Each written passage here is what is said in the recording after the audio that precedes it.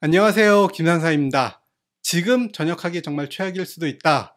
최악의 경우에 전역하고 몸으로 뛰신다라고 생각하시는 분들도 있는데 지금 한국 경제 상황은 그것도 만만치 않다. 이 얘기를 한번 전달해 드리려고 해요. 일단 시작하기 전에 제 근황을 짧게 소개하자면 제가 배송하는 구역, 제 라우트의 물량이 상당히 많이 늘었어요. 하루 평균 390개, 두세 달 전만 해도 340개 정도였고 네다섯 달 전에는 320개 정도였는데 지금은 하루에 390개, 적으면 320, 30개 나오고 많으면 450개, 60개, 정말 많을 때는 580개까지 해봤어요. 그리고 두 번째, 허브 변경 이슈. 저희 지역으로 물건을 보내준 허브가 변경이 됐어요. 그런데 해당 허브에도 아직 숙달이 되지 않았기 때문에 차량 도착 시간이 상당히 늦어져요. 보통 오전차가 10시 반에는 와야 되는데 12시, 12시 반에 오기도 하고 오후차도 4시 반이면 와야 되는데 6시 막 이렇게 오다 보니까 매일같이 11시에 집에 들어왔어요. 게다가 보통 1회전에는 300개, 2회전에는 90개 정도 줘야 되는데 허브가 바뀌고 나서 1회전에 240개, 2회전에 150개 주니까 일이 일찍 끝나지가 않았어요. 지금은 허브가 바뀌고 3주 정도 지나면서 많이 정상화가 됐고 1, 2주면은 기존처럼 정상화가 될 것 같아요. 그래서 최근 3주 동안 좀 힘들게 일을 했어요. 전역하고 이것저것 안 되면 몸으로 뛰면 된다. 이것도 사실 상황 파악을 잘 고려해야 돼요.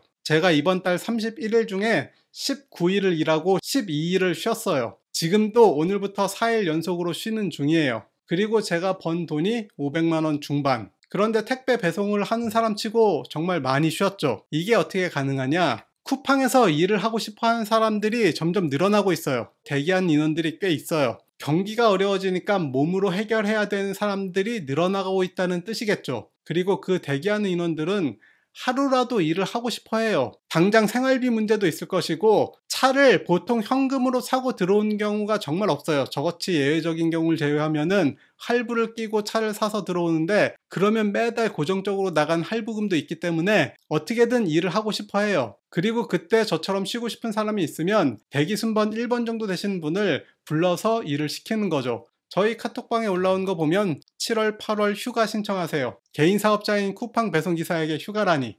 물론 이거는 제가 일하는 대리점에만 해당되는 내용이에요. 다른 대리점은 이걸 안 할 확률이 매우 높아요. 하지만 이것도 만만치 않은 게 휴가라는 게 있지만 대부분 다 일을 하려고 해요. 왜냐? 무급휴가니까요. 제 기준으로 하루에 최소 30만 원을 손해를 보고 쉬는 거예요. 이게 손해본다라는 표현이 좀 이상하긴 하지만 어쨌든 제가 일을 했으면 하루에 30만 원 이상 벌 수 있던 거를 포기하고 집에서 쉬고 있는 거예요. 그래서 회사에서 금요일 오후까지, 오늘이 토요일인데 금요일 오후까지도 토요일, 일요일 이틀 동안 쉴 사람을 모집했고 제가 쉬겠다고 했어요. 일단 저는 차 할부금이 없기 때문에 한 달에 나가는 고정 지출이 사실상 없어요. 그리고 제가 최근에 또 유튜브 채널 하나 더 만들었는데 그걸 위해서 컴퓨터도 바꾸고 정말 많은 장비를 교체했는데 앞서서 제 근황에서 소개했듯 요즘에 맨날 11시에 집에 들어와서 사실 이 장비를 제대로 활용을 거의 못했어요. 그래서 제가 바로 쉬겠다고 했어요. 솔직히 군인분들 전역하고 회사 취직한다? 월 250만 원이 한계예요. 여기에 20년을 채우신 분들은 연금 110만 원을 더 생각할 수도 있겠죠.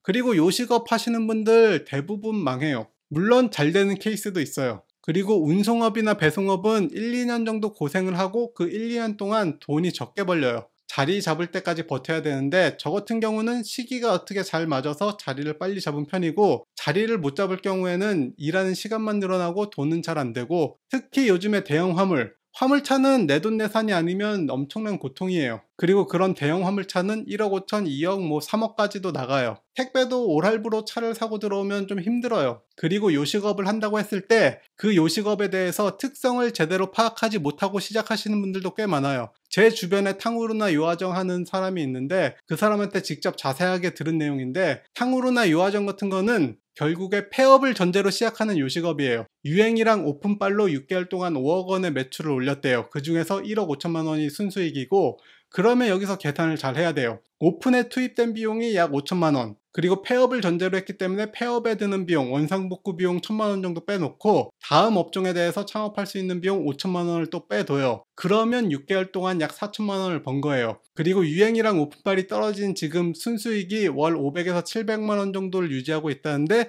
이게 월 이틀 휴무 기준으로. 그리고 순수익이 더 떨어지면 폐업하고 다음 업종으로 바로 전환한다는 게 이런 업종의 특성이에요. 실제로 이 얘기를 해준 지인분도 다음 업종으로 요즘 뜨고 있는 샤브샤브를 창업한 다음에 이런 식으로 치고 빠진다라는 생각을 하고 있어요. 하지만 이런 특성을 모르고 오픈했을 때는 정말 큰 타격을 입을 수가 있어요. 오픈바를 잘 활용하는 방법이 별도로 있어요. 그냥 오픈만 한다고 해서 오픈바를 생기는 게 아니라 오픈하기 전부터 오픈바를 받기 위한 빌드업이 또 필요해요. 그리고 전역한 제 후배 중에 순대국밥집을 창업하고 싶은 후배가 있어요. 그런데 이 후배는 창업을 바로 한 게 아니라 전국에서 정말 유명한 순대국밥집에서 10개월간 무상근무를 했어요. 10개월이라는 게 직보기간 동안 월급을 안 받고 가서 일을 하겠다. 대신에 나한테 기술을 가르쳐 달라. 이게 전수창업인데 전수창업이 돈을 내고 배운 것도 있지만 몸으로 때운 것도 있어요. 근데 이 친구가 간부마인드, 즉 주인의식으로 일을 하다 보니까 사장님이 너무 마음에 든 거예요. 그래서 동업 제안을 했어요.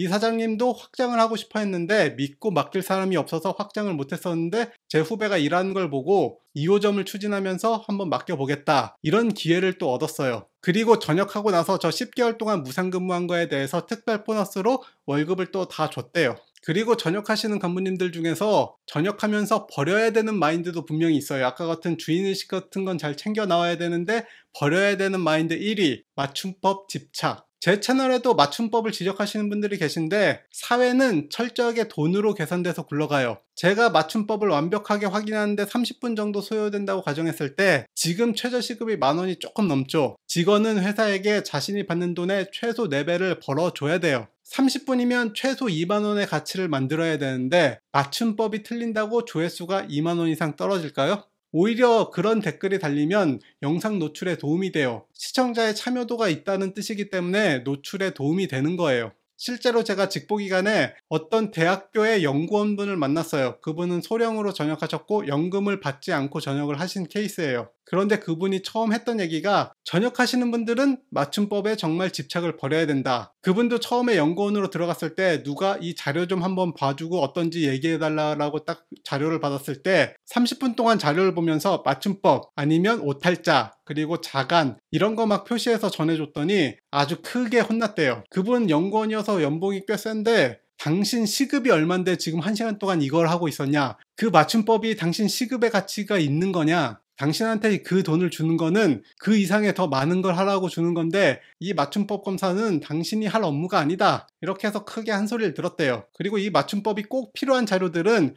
외주를 주는 게 훨씬 싸게 먹히는 거예요. 전역을 준비할 때 군대에서 버려야 할 것은 확실히 버리고 챙길 것만 잘 챙겨 가셔야 돼요. 그리고 사회에 대한 매트리스를 잘 확인하고 잘 준비를 하셔야 돼요. 저처럼 플랜 A가 안 돼서 플랜 B, 배송업을 한다고 하는데 그것도 만약에 제가 지금 전역해서 이 타이밍에 나왔다?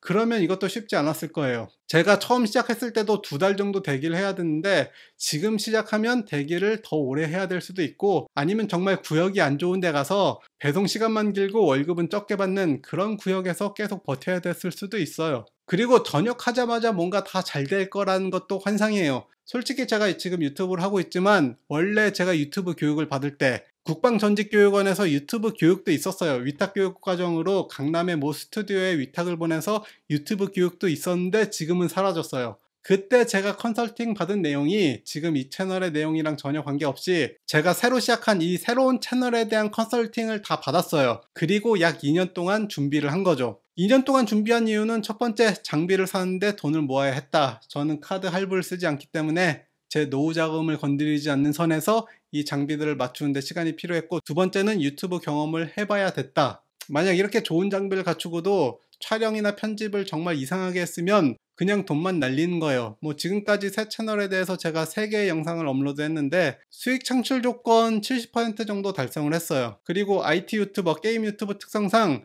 조회수 말고도 판매 링크에 대한 수수료 뭐 이런 것도 많이 나오는 편이에요.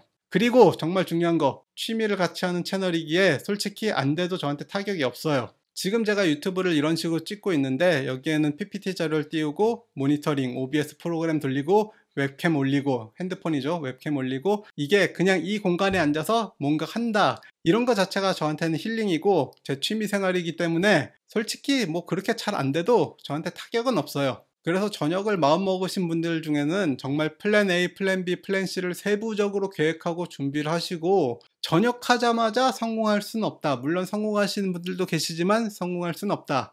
최소한 3년에서 5년은 생각하고, 그리고 그 3년에서 5년에 대한 계획에는 생활비를 포함한 금전적 계획이 매우 세부적으로 들어가 있어야 돼요. 여기에 타이밍이 정말 안 좋게 작용할 수도 있다라는 생각을 해야 돼요. 제가 지금 타이밍에 전역해서 플랜 B 택배를 했다? 그러면 월 3, 400 겨우 벌었을 수도 있어요. 여기까지 시청해 주셔서 감사합니다.